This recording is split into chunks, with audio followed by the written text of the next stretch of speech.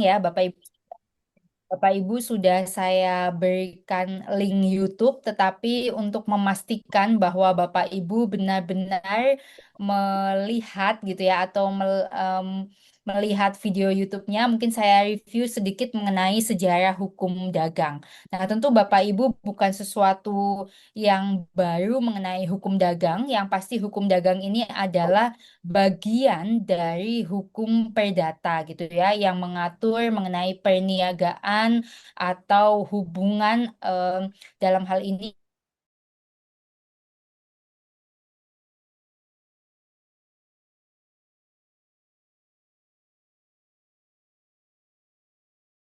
karena kita akan menggunakan Kitab Undang-Undang Hukum Perdata atau BW atau Burgerly Wetboek gitu ya. Jadi bukan hukum dagang adat dan bukan hukum dagang Islam.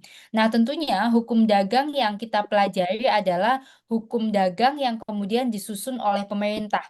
Kita juga akan melihat selain dari BW, kita akan melihat undang-undang terkait gitu ya. Apakah ketika kita bicara hukum dagang internasional, kita juga harus melihat klausula-klausula aturan dari perdagangan internasional seperti apa, kemudian ketika ini berkaitan dengan kelautan juga seperti apa, hukum dagang melalui sistem laut, udara, dan lain sebagainya itu juga akan ada aturannya tersendiri. Nah, sehingga bukan hukum dagang yang disusun oleh kaum pedagang itu sendiri. Jadi bukan sesuatu yang sifatnya kesepakatan bersama saja yang dikenal sebagai lex mactatoria, tapi kita akan mempelajari hukum dagang atau hukum positif, yaitu hukum dagang yang berlaku. Nah, sehingga hukum dagang yang awalnya justru disusun oleh orang awam, jadi kalau kita flashback ke belakang sejarahnya, itu kalau hukum dagang tuh Bapak Ibu mengenal adanya barter gitu ya,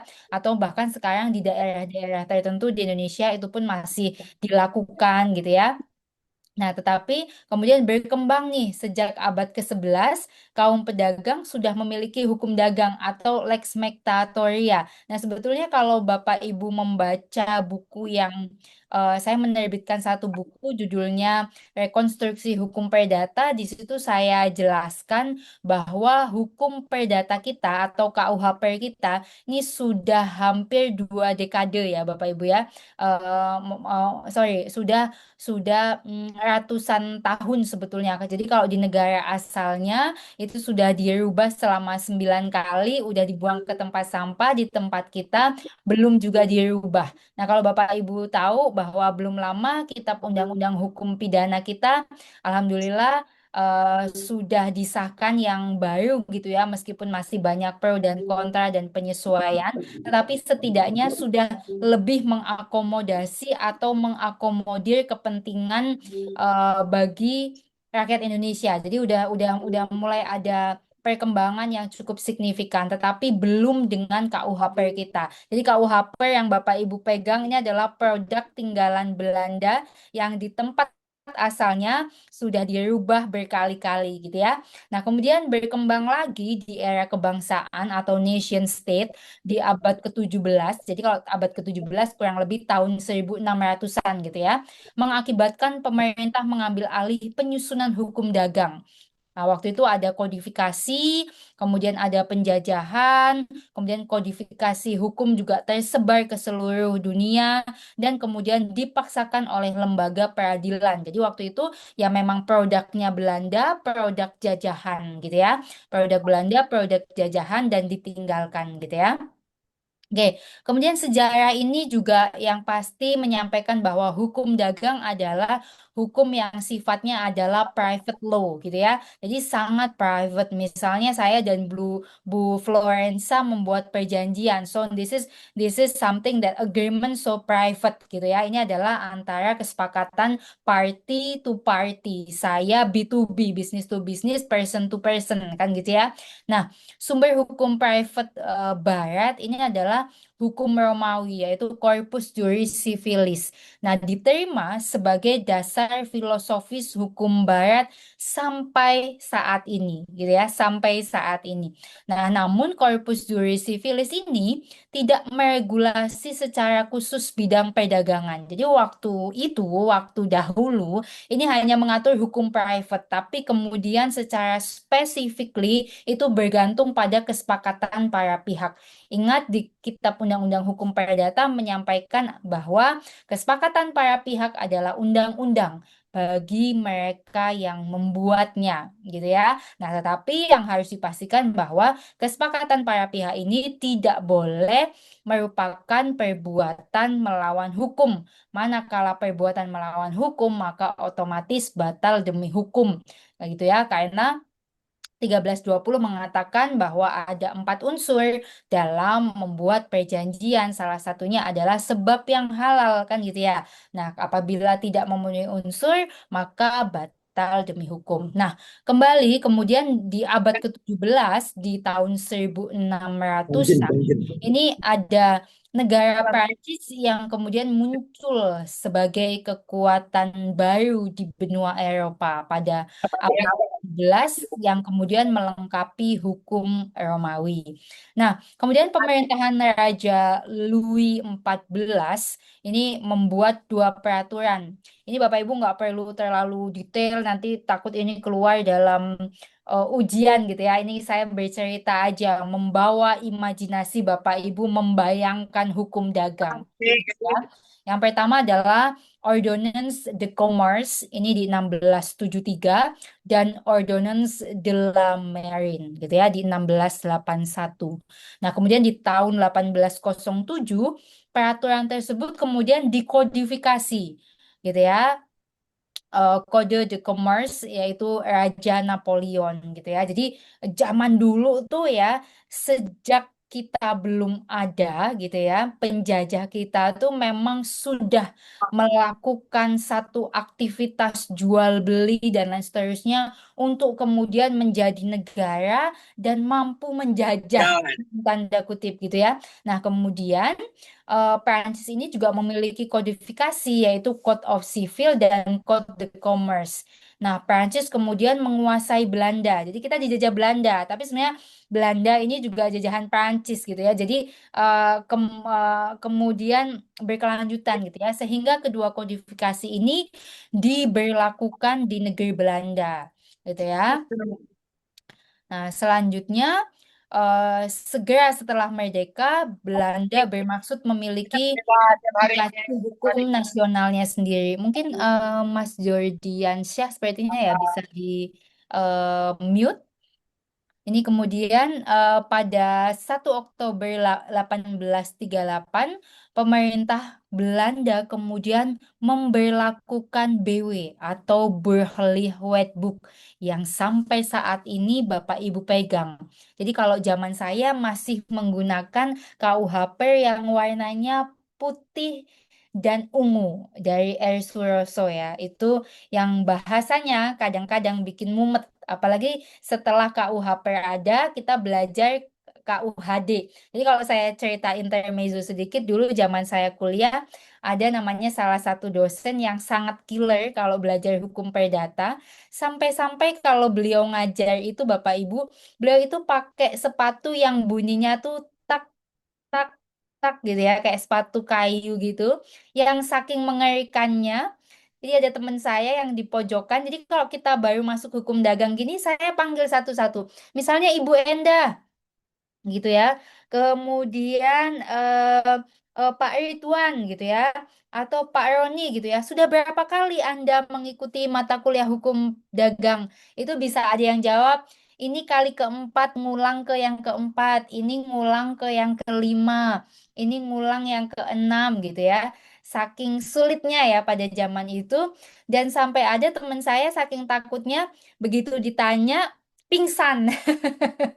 Gitu ya. Ini nggak bercanda, ini nggak bercanda. Ini beneran karena suasananya se apa ya, semencekam itu pada pada saat zaman saya kuliah. Kurang lebih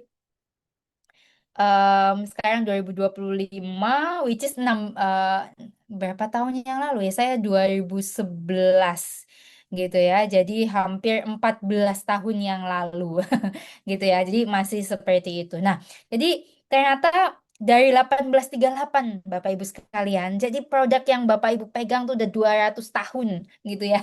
Sampai saat ini masih berlaku di tempat kita walaupun sudah banyak sekali peraturan-peraturan lain yang kemudian diatur di undang-undang tersendiri, begitu ya. Misalnya perkawinan, kemudian ada undang-undang perkawinan, gitu ya, dan lain seterusnya, gitu ya. Walaupun itu bagian dari private law, gitu. Nah, kemudian eh, pada awal Wetboek van Koophandel, saya kemarin juga membuat perbandingan dengan Belgia. Kurang lebih Belgia itu bisa 2 dekade itu dia bisa mereformulasi semua secara keseluruhan. Tapi di tempat kita belum bisa. Nah, awalnya Wetboek van Koophandel ini terdiri dari 3 buku, gitu ya.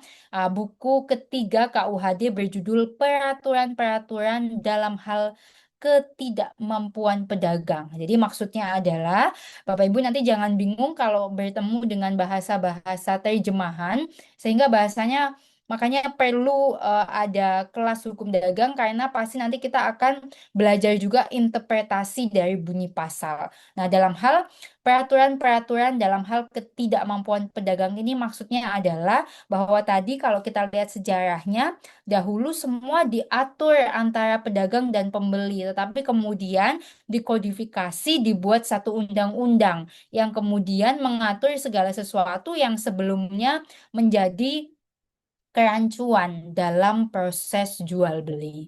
Nah, kemudian tahun 1905 buku 3 KUHD tersebut dicabut dan digantikan dengan Vleesman Verordening atau peraturan kepailitan. Nah, mungkin bicara tentang kepailitan, nanti Bapak Ibu mudah-mudahan bisa bertemu saya di mata kuliah kepailitan dan PKPU.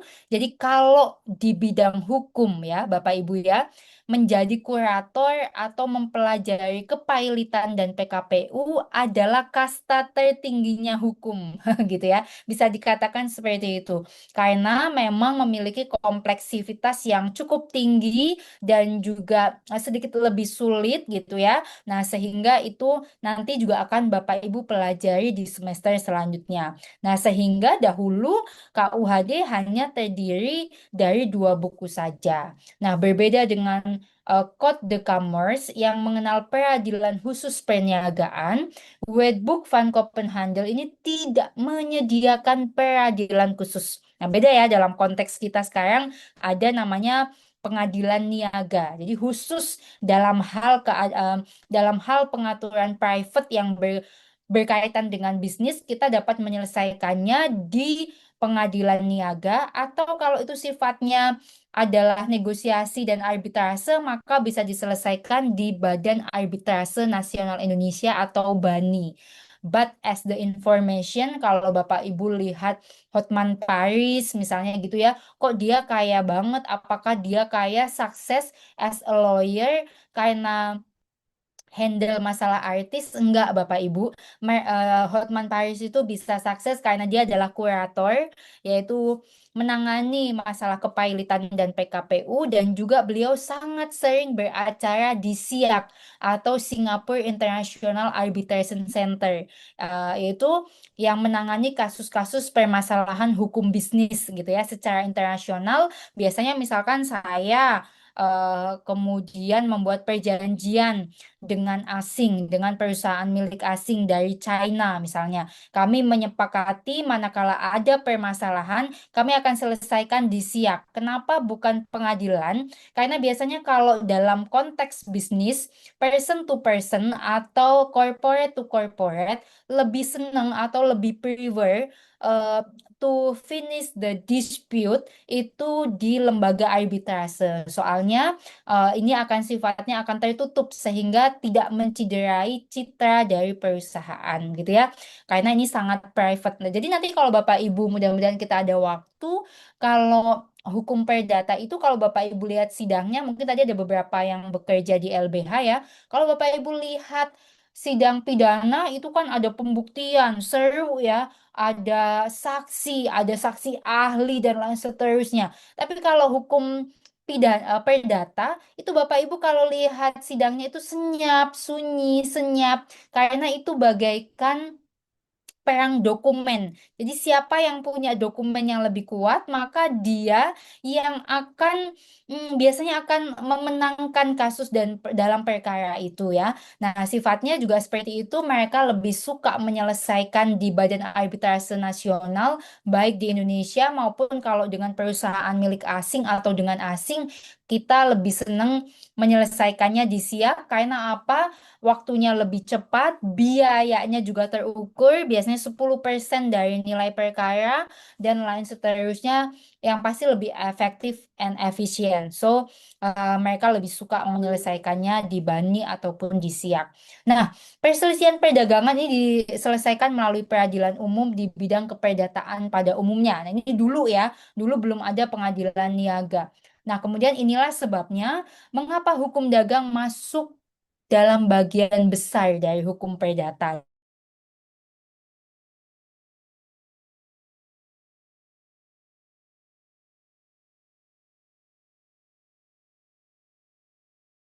Jadi kalau Bapak Ibu nanti ngambilnya hukum perdata akan banyak bertemu dengan saya ya di mata kuliah lanjutan.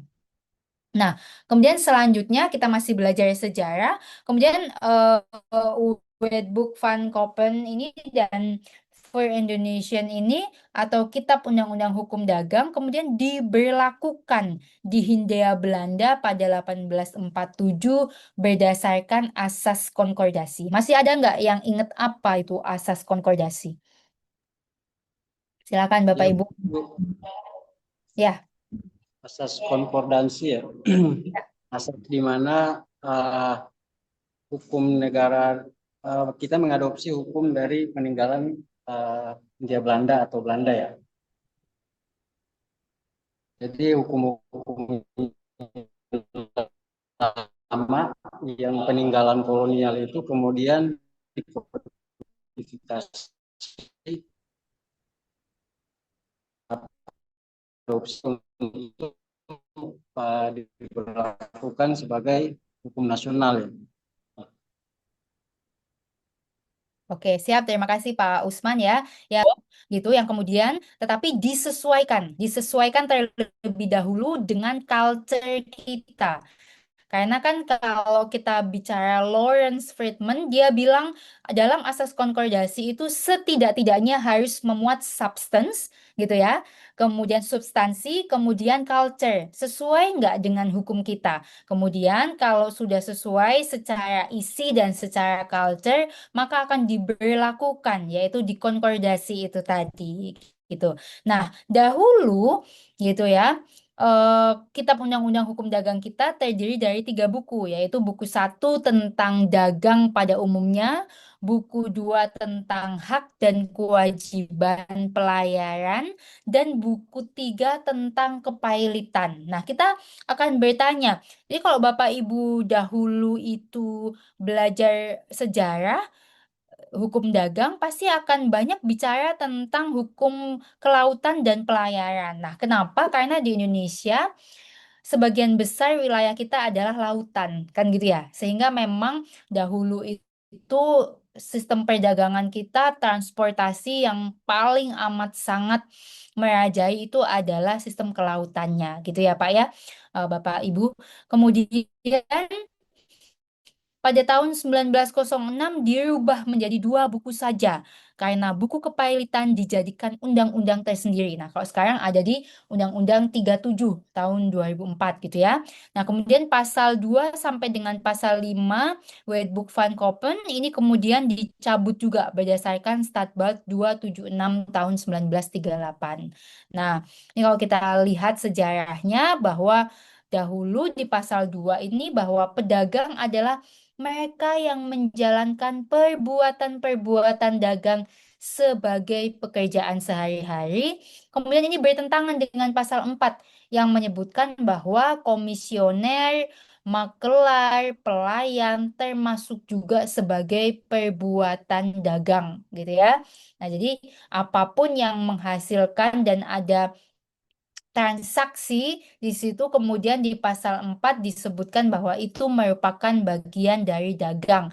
Makanya kalau mungkin yang muslim memahami gitu ya bahwa Rasulullah itu adalah seorang pedagang, seorang saudagar. Jadi sebaik-baiknya pekerjaan adalah yang kemudian di dalamnya ada transaksi dan kita juga bisa mengerjakannya gitu kan ya.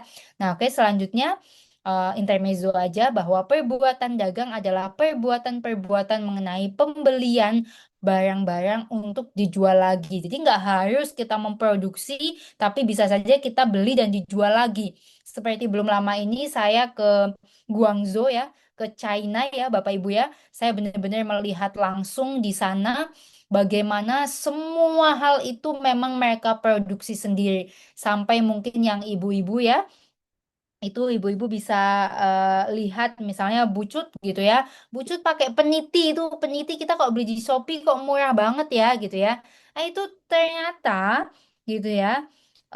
Yang kita pakai ini peniti ini diproduksi juga oleh China, Bu, gitu ya. Nah, ini karena memang di sana tingkat untuk memproduksi dan inovasinya itu sangat tinggi. Bahkan saya lihat di sana, mohon maaf dengan segala hormat, pemulung di sana itu menggunakan sepeda yang kayak sepeda kita Bapak Ibu, sepeda tahun 1990 atau 1980 yang gede gitu, yang lama banget tapi sudah dipakai, sudah dibuat sedemikian dengan tenaga eh, listrik gitu ya. Jadi orangnya tua sekali, sepedanya juga sepeda tua sekali, tapi nggak pakai goes gitu loh. Jadi saking mereka tuh bisa merakit itu dari industri jadi home industry gitu ya, dan itu saya membuktikan sendiri. Dan di sana saya kaget banget Bapak Ibu, mungkin kalau Bapak Ibu yang ada yang punya anak kecil itu ada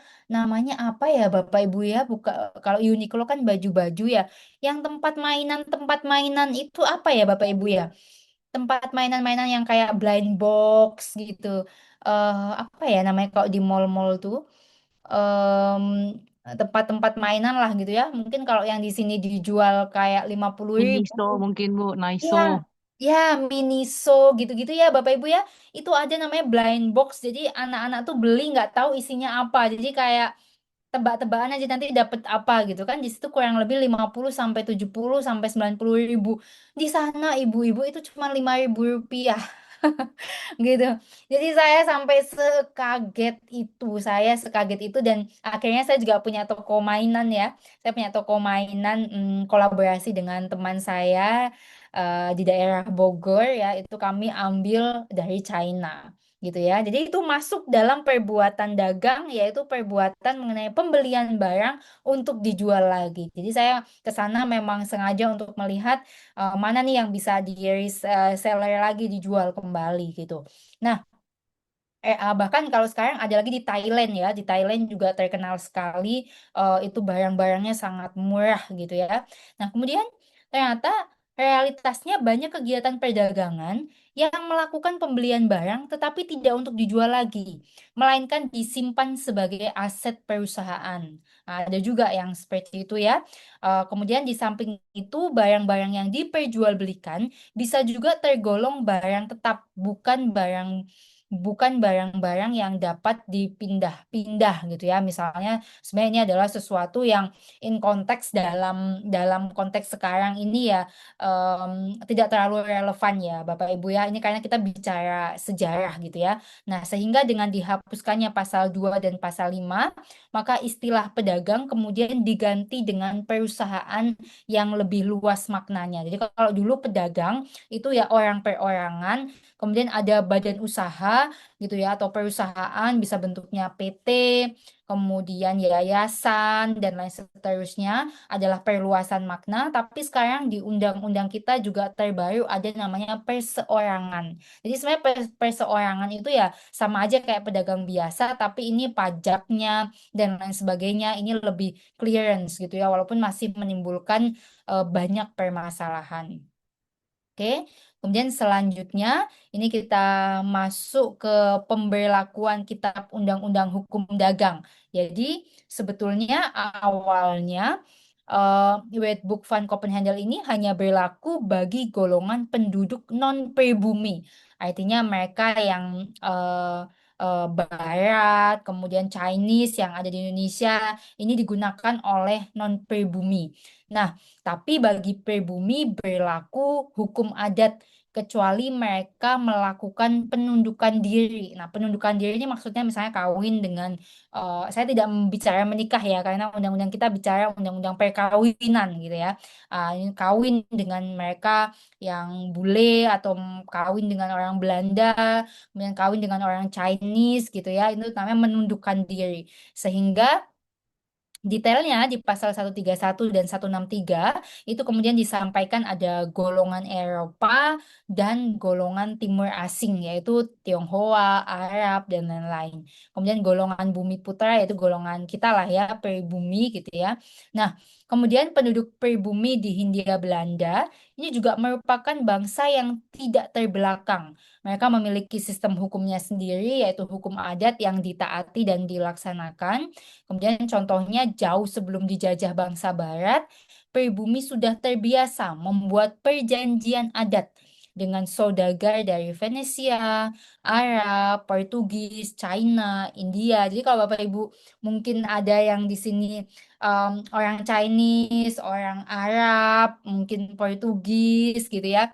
Ini mungkin dulunya kalau memang udah lama ada di Indonesia, mungkin iya, dulunya terjadi perkawinan campuran gitu ya, karena dulu tuh banyak orang yang kemudian datang gitu ya, karena Indonesia gemar Pahlo Jinawi gitu ya, Pak Usman ya katanya tongkat bambu aja bisa jadi tanaman gitu ya, makanya dilihat orang luar itu sangat suka sama Indonesia karena memang rempah-rempahnya itu luar biasa kita punya gitu ya.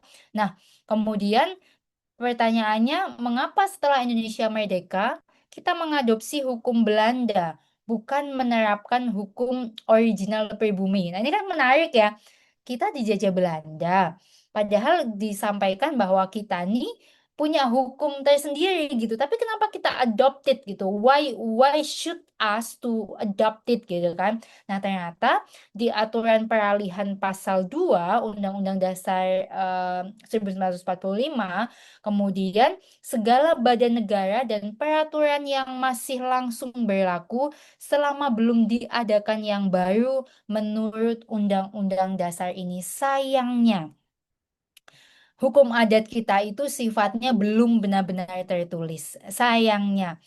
Ketika kita merdeka, masih banyak banget infrastruktur yang harus difokuskan dengan hanya pada saat itu kalau kita ingat zaman proklamasi mereka adalah anak-anak muda yang kemudian membawa Indonesia menjadi merdeka. Sehingga kita tergopoh-gopoh dan segala sistem yang ada ya just go through gitu, berjalan begitu aja sehingga sampai sekarang produk itu tidak sama sekali menyalahkan para founding parents kita. Saya lebih senang menyebut founding parents daripada founding fathers karena sebetulnya juga di dalam merdekanya Indonesia itu nggak hanya laki-laki ya. Jadi saya lebih suka founding parents misalnya yang menjahit bendera juga adalah ada yang ingat siapa? Sukmawati misalnya gitu ya.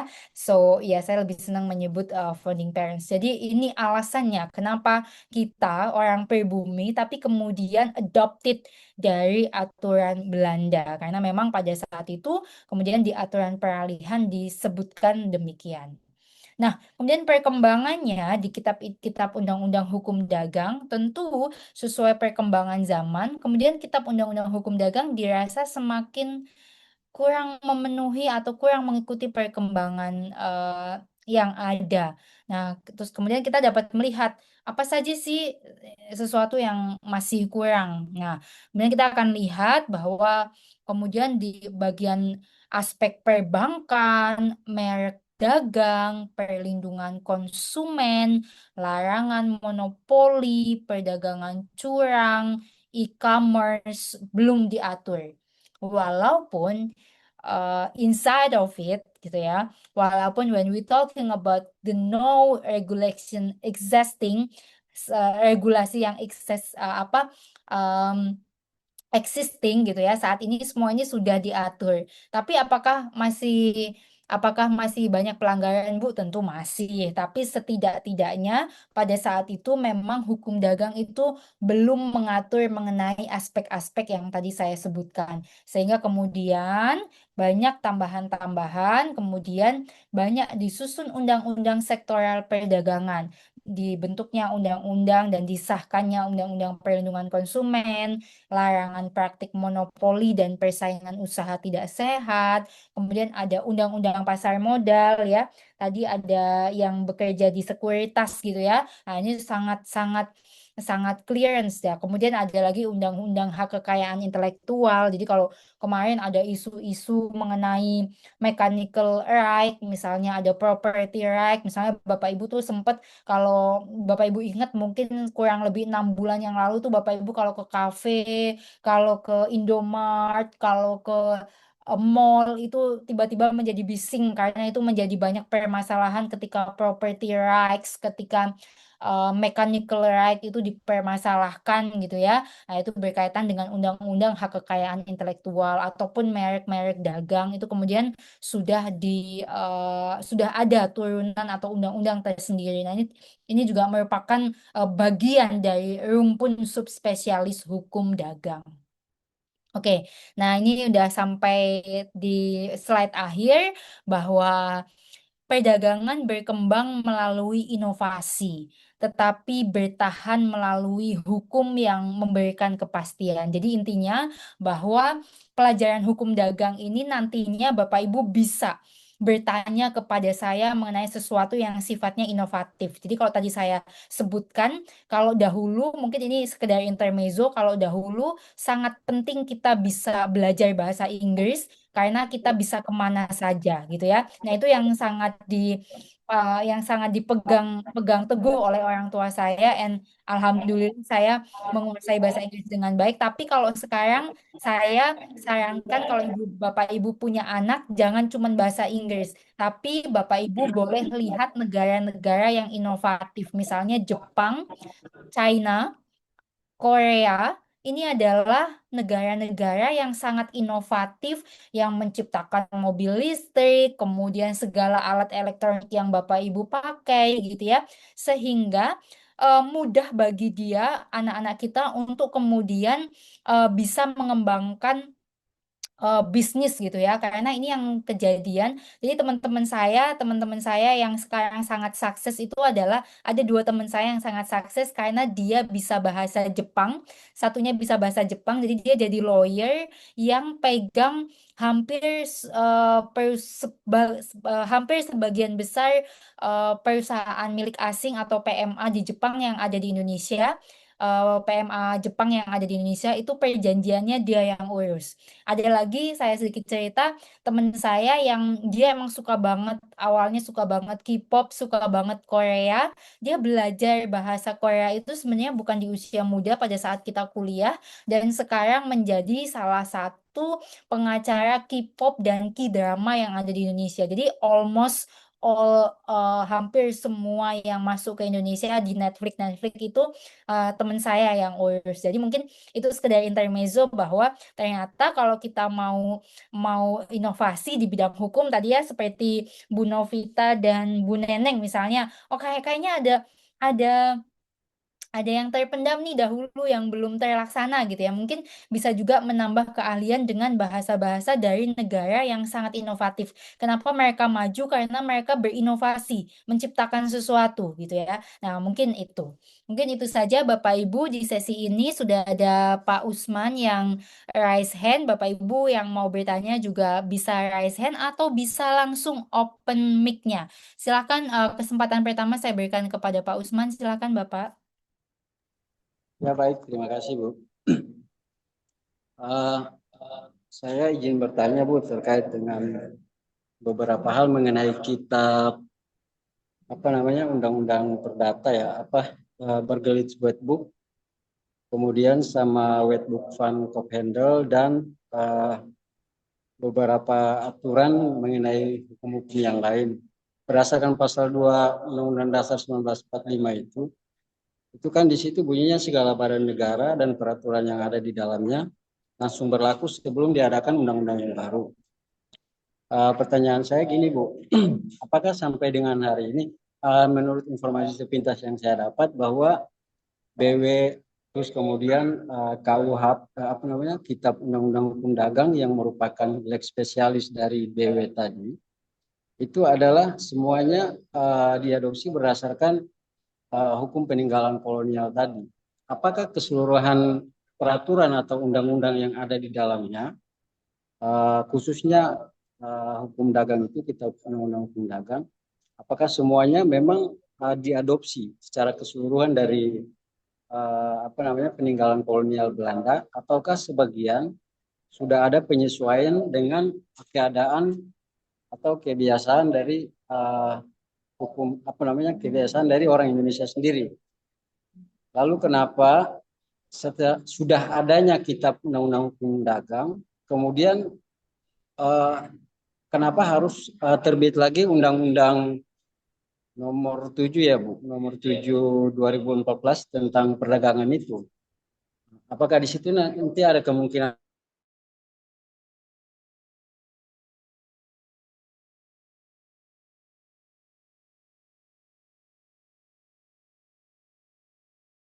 Undang 7 2014 yang Bapak maksud undang-undang apa ya, Pak? kalau nggak salah tentang perdagangan ya Bu? Oke, oke. Siap. Selanjutnya silakan eh, Pak Usman. Selanjutnya Pak Jordan, silakan. Oh, lanjut Bu. Ya. Oh, baik baik. Uh, yang mau saya tanyakan mengenai penyelesaian sengketa Bu dalam lingkup hukum dagang. Jadi saya menyimak tadi penjelasan Ibu masih agak apa namanya membingungkan mengenai perbandingan antara penyelesaian sengketa litigasi dan non litigasi gitu. Kira-kira Bu, apa sih yang menjadi dasar ketika kita mendapat perkara sengketa? eh, Apa yang menjadi patokan perkara ini layaknya kita bawa kemana begitu? Tentunya kalau biasanya pengusaha kan nggak mau yang terbuka kan Bu, takut nanti tersebar luas metode bisnisnya dan lain sebagainya begitu. Nah, namun ada juga beberapa pengusaha itu yang mungkin tidak memilih untuk di arbitrase karena memang dari klausul awal perjanjian kontrak mereka tidak ada kesepakatan untuk penyelesaian sengketa di yang masa yang akan datang di arbitrase gitu kan. Memang kalau bicara efektif efisien mungkin Bani memang solusinya memang, tapi kan untuk di harga jauh lebih tinggi dari litigasi gitu Bu. Kira-kira apa Bu menurut pandangan Ibu yang menjadi dasar utama kita bawa kemana nih permasalahan ini alangkah baiknya begitu. Mungkin itu saja Bu, terima kasih. Oke, selanjutnya Pak Arfan, silakan. Baik, izin bertanya Bu, apa namanya, terkait hukum dagang dan hukum perdata gitu Bu. Kalau kalau tadi kan Ibu sempat singgung di negara asalnya di Belanda tuh udah udah ratusan tahun, sudah berapa kali ganti, bahkan sudah ditong sampahkan gitu Bu ya. Sementara di Indonesia masih kita pakai gitu. Sementara kemarin kita Indonesia baru aja berbangga diri punya Undang-Undang Nomor 1 tahun 2023 gitu ya, KUHP baru. Nah, tapi KUHP-nya masih yang lama nih. Kenapa KUHP? Karena ini juga berhubungan dengan hukum dagang ya, Bu ya. Terus yang jadi pertanyaan saya adalah yang pertama, kenapa sepertinya ini tidak jadi hal yang urgensi gitu, Bu, yang ada di kepala para ahli hukum di negara kita berbeda dengan apa, KUHP gitu. Itu yang pertama, Bu. Kemudian yang kedua, bagaimana hukum dagang ini menjaga dinamika mungkin bisnis kali ya, dinamika perkembangan bisnis di Indonesia, di dunia khususnya di Indonesia gitu, di mana sekarang tuh kita bisa belanja barang apapun lewat online, cukup hanya lewat HP, kita bisa duduk aja, bayarnya pun nggak harus cash, bisa cashless gitu, bisa pakai e-wallet dan lain-lain. Tunggu beberapa hari barangnya datang. Kemudian ada lagi yang namanya fitur bisa refund, bisa apalagi ya, kalau barang tidak sesuai kita bisa komplain. Kemudian ada lagi yang namanya affiliate marketing dan lain-lain sebagainya, di mana hal-hal yang tadi saya sebutkan ini belum ada ketika hukum dagang ini dirumuskan gitu atau disusun misalnya gitu. Nah, pertanyaan saya bagaimana hukum dagang menjaga perkembangan bisnis yang saya kurang tahu Bu, ini kalau menurut Bu Tina ini imbang atau tidak gitu Bu. Itu sih Oke, pertanyaan saya Bu. Terima kasih. terima kasih. Wow, pertanyaannya banyak dan semuanya menarik. Oke, mungkin Bapak Ibu boleh dipersingkat. We have 20 minutes left. So, Pak Dermawan mungkin singkat. Silakan Bapak.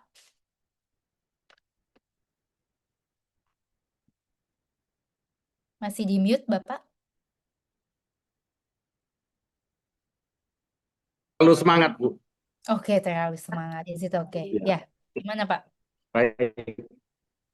Jadi dinamika yang terjadi di Indonesia, perkembangan kitab undang-undang hukum dagang itu masih sangat perlu sekali diperbarui ini, Bu. Kenapa? Karena industri kreativitas sekarang ini terhambat oleh peraturan pemerintah itu sendiri, Bu. Ya, satu contoh, ini contoh yang nyata aja sekali. Anak-anak bangsa mempunyai kreativitas yang sangat luar biasa. Ya, penemuan bahan bakar kendaraan menggunakan hidrogen. Kendaraan listrik yang ditemukan oleh ahli-ahli yang ada di Indonesia, anak bangsa, sampai hari ini juga nggak jelas, Ibu. Jadi bukan generasi muda Indonesia itu tidak kreativitas, Ibu. Tapi setiap ada penemuan-penemuan kreativitas, seolah-olah tidak didukung oleh pemerintah dan tidak dilindungi oleh hukum yang berlaku di Indonesia. Nah, ini juga tantangan besar buat kita untuk melindungi industri kreativitas yang muncul untuk masa depan. Mohon kasih saran dan masukan supaya industri kreativitas anak muda Indonesia itu bisa berjalan, Ibu. Bukan malah dipenjarakan. Eh, Sekian, terima kasih, Ibu. Industri kreativitas ya. Oke, selanjutnya Pak Sadri.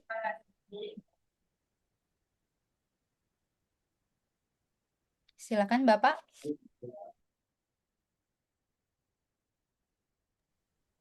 Baik, Bu. Saya agak mundur sedikit aja, Bu.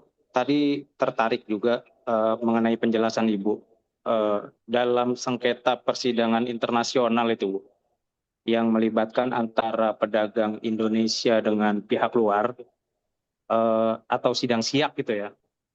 Ya. Itu apakah ada kualifikasi khusus untuk lawyer yang mengenanganinya, Bu, bersidang di sidang siak itu, Bu? Oke, pertanyaan yang bagus. Oke, Ya. Bapak Ibu, ada lagi pertanyaan sebelum saya jawab? Oke, cukup ya. Oke, Bapak Ibu, terima kasih Izin pertanyaan. Bu, maaf. Ya. Izin, saya Neneng Wahyuni. Oh iya Ibu, mohon maaf terlewat. Silakan Saya mohon maaf, Ibu. Bu, mungkin tadi saya terlewat saat saya nyetir tadi. Saya hanya menanyakan silabus atau cakupannya, Bu. Dan jadi cakupannya untuk hukum perdagangan ini apakah termasuk jasa? Karena kan kalau kita baca dari perdagangannya kan adalah maaf Bu, mempelajari kaidah hukum yang mengantar hubungan antara manusia dengan bidang perniagaan atau perdagangan. Tapi apakah masuk tentang jasa, misalnya jasa pendidikan dan lainnya? Itu saja Bu, terima kasih. Oke. Selanjutnya ada Bapak Jul, silakan Pak Jul. Izin Bu bertanya. Ini ada suatu case, saya menanya pendapat Ibu juga. Antara supplier bahan material tanah trust. Jadi supplier ini disuruh menguruk di lahan milik PTA, Bu. Nah, seiring berjalannya waktu. Kalau case kayaknya saya hold dulu ya Mas ya.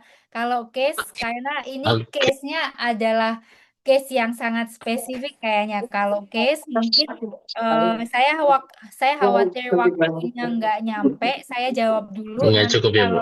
kalau Oke. kalau nyampe nanti saya kasih lagi karena Bapak Ibu ada di kelas pasti setelah ini 19.45 pasti ada dosen lagi. Jadi saya nggak mau mengambil waktunya dosen ya. Bapak Ibu nggak apa-apa ya.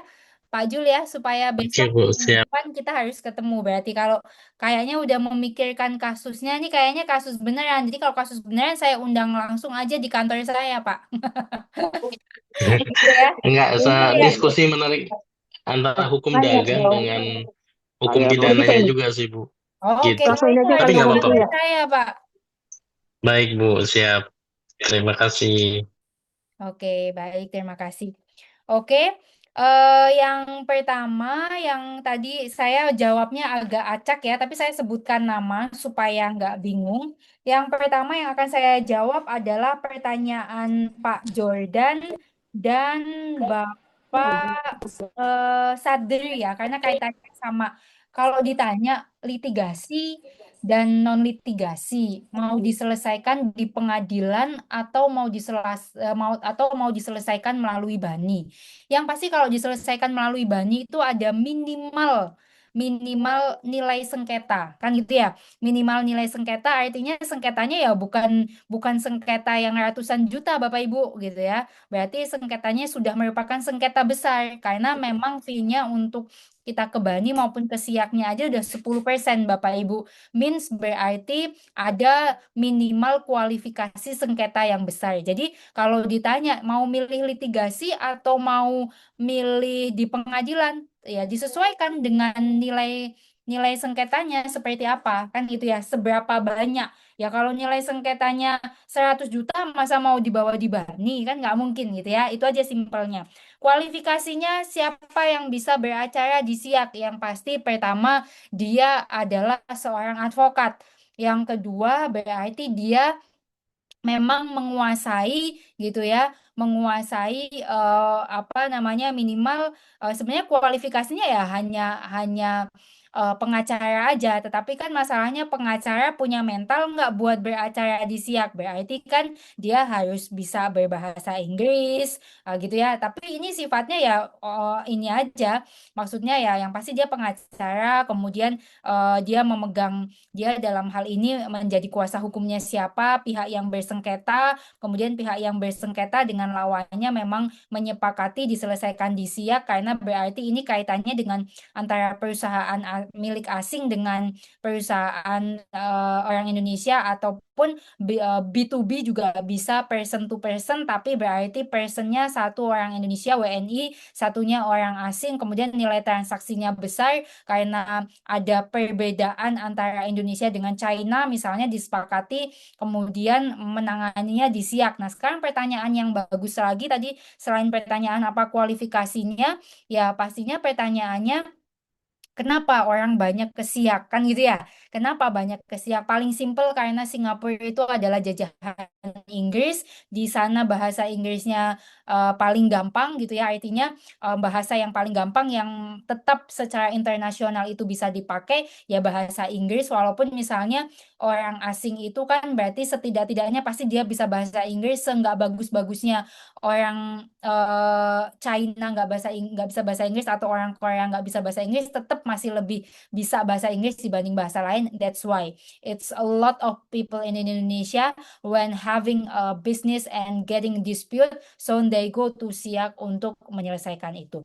Itu dua pertanyaan. Kemudian pertanyaannya saya acak, kemudian pertanyaan satu gitu ya. Apakah semua, tadi pertanyaan dari Pak Usman, apakah semua produk yang di BW dan juga di KUHD itu adalah semata-mata semua adalah peninggalan? Yes, semuanya adalah peninggalan Belanda, tapi sudah ada asas konkordasi itu tadi. Jadi walaupun hingga saat ini belum diperbaharui, tetapi memang yang saat itu ada adalah kita adopt secara keseluruhan meskipun secara substance dan kultur itu sudah ada yang kemudian dielaborasi sedemikian gitu ya, yang kemudian dianggap pada waktu itu, pada waktu awal pemberlakuan itu sesuai dengan kondisi Indonesia. Nah, kenapa kemudian di KUH masih ada KUHP gitu ya, tapi kemudian terbit Undang-Undang 7 tahun 2014 gitu. Jadi sebetulnya Undang-Undang 7 tahun 2014 itu undang-undang yang fokus juga kepada UMKM dan juga koperasi. Karena memang kalau kita bicara sistem ekonomi yang sesuai dengan undang-undang adalah koperasi gitu ya. Walaupun sebenarnya koperasi itu kayak ada dan tiada, kayak jelangkung gitu ya. Dibilang ada, dibilang nggak ada ya nggak ada gitu ya. Tapi disampaikan oleh Muhammad Hatta itu sebagai ekonomi Indonesia yang memang sesuai gitu ya. Nah, itu karena pada waktu itu lagi growth-growthnya UMKM, makanya ada undang-undang perdagangan. Apakah itu konflik norma? Tidak konflik norma, karena kalau konflik norma pasti udah di judicial review kan gitu ya. Cuman memang aturannya secara spesifik gitu, antara kalau kita undang-undang hukum dagang itu sangat general gitu ya, perdagangan dalam berbagai aspek, tapi kemudian kalau ini kalau Pak Usman nanti download itu lebih spesifik kepada UMKM, koperasi seperti itu ya. Kemudian pertanyaan Pak Arfan saya jawab cepat ya, saya nggak mau ambil waktu dosen lain. Kemudian kenapa sih KUHP sampai sekarang, ini bagus juga pertanyaannya, kenapa KUHP sampai sekarang belum dirubah? Ya karena tidak dianggap seksi. Karena tidak dianggap seksi dan political will-nya nggak mengarah ke situ gitu ya. Karena memang hubungan private, person to person, B2B, sehingga mungkin masih dianggap kurang seksi. Padahal sebenarnya ini sangat seksi gitu ya. Cuman memang kalau kita lihat, jangankan KUHP, KUH pidana aja lama banget gitu ya. Karena sampai 20 tahun, sampai waktu itu sempat waktu saya zaman kuliah, saya lulus 2015, kemudian itu dibahas juga mengenai pasal santet gitu ya, mau dimasukin ke kitab undang-undang hukum pidana. Sayangnya, I have to say sorry when I say about it. Sayangnya anggota DPR kita itu adalah legislatif, mereka yang membuat undang-undang, tapi banyak juga yang nggak ngerti dan bukan sarjana hukum. Sehingga ya political will-nya, karena di tempat kita yang menjadi anggota DPR adalah anggota-anggota partai yang juga, mohon maaf dengan segala hormat, kualifikasinya juga bisa lulus, sorry, nanti bisa dicek SMA gitu ya, kalau nggak salah SMA itu cukup. Nah, sehingga memang sedangkan ilmu peraturan perundang-undangan tuh ya memang ilmu yang juga harus dikaji secara detail. Jadi mudah-mudahan nanti Bapak Ibu yang ada di sini bisa menjadi anggota-anggota dewan selanjutnya gitu ya. Kemudian bagaimana kemudian dengan undang-undang yang ada yang belum berubah banyak, tapi banyak sekali perkembangan bisnis. Lalu bagaimana menjaga dinamika tersebut ya?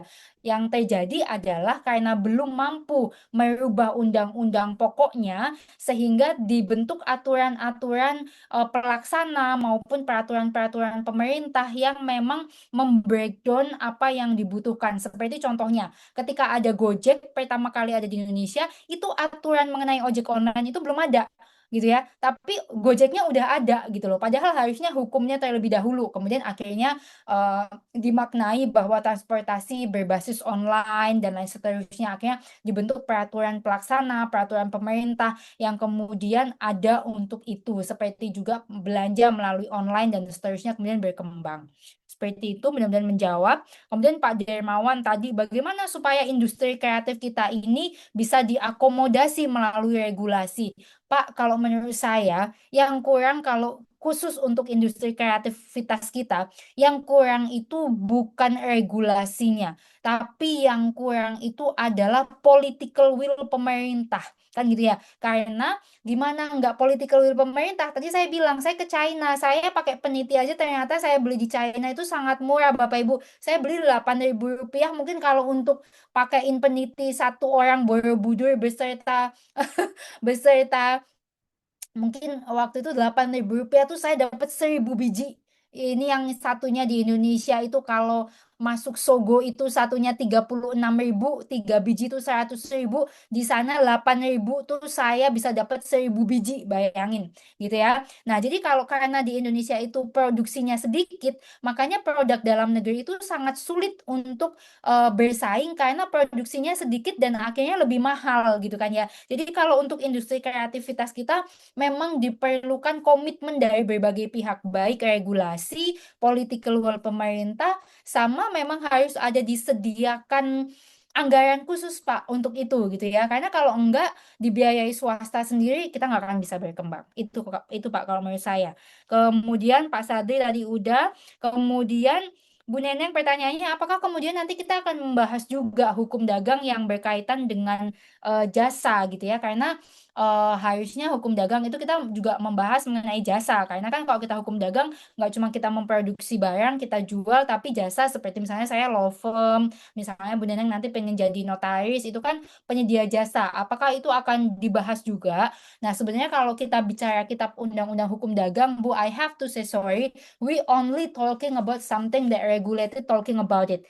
Jadi artinya kalau kita belajar kepailitan, kita belajar hukum perdata, kita belajar hukum dagang, kita hanya akan membahas hal-hal yang ada di dalam undang-undang itu. Nah, tapi apakah cakupan jasa itu nanti akan kita bahas juga, akan kita bahas, Bu. Cuma nanti mungkin kita lebih explore dan elaborate dengan pertanyaan-pertanyaan yang ada dari Bapak Ibu sekalian. Karena kalau hukum dagangnya itu sendiri kita lebih akan banyak bilang pembahasan mengenai perorangannya, mengenai badan hukumnya, gitu ya. Itu yang akan banyak kita bahas. Tapi kita akan bahas juga, Bu, mengenai jasa, tapi kita akan elaborasi. Jadi nanti pada saat perkuliahan saya harap Bapak Ibu sangat sangat interaktif supaya nggak cuma dari saya tapi Bapak Ibu sangat interaktif. Dan terakhir tadi kalau dari Pak Jul saya undang aja lah ya, karena sebelum cerita case posisinya kayaknya udah ini memang case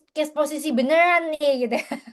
Jadi kalau case posisi beneran seru kalau kita mungkin bahas, dan mudah-mudahan kalaupun misalnya belum bisa ke kantor, mudah-mudahan kita bisa bertemu di Kamis mendatang supaya bisa dibahas, karena ini 19.42, 3 menit lagi mungkin Bapak Ibu saya cukupkan, tetapi mohon Bapak Ibu untuk membuka open cam ya, supaya untuk evidence bagi saya, untuk nantinya Bapak Ibu tetap mohon maaf dengan segala hormat, saya udah catat nama-nama Bapak Ibu, tapi saya tadi lihat juga ada yang baru masuk dan nggak mungkin bagi saya untuk melakukan absensi kembali, maka Bapak Ibu nanti tuliskan lagi nama lengkap dan NPM. Jangan ada yang disingkat-singkat ya Bapak Ibu ya.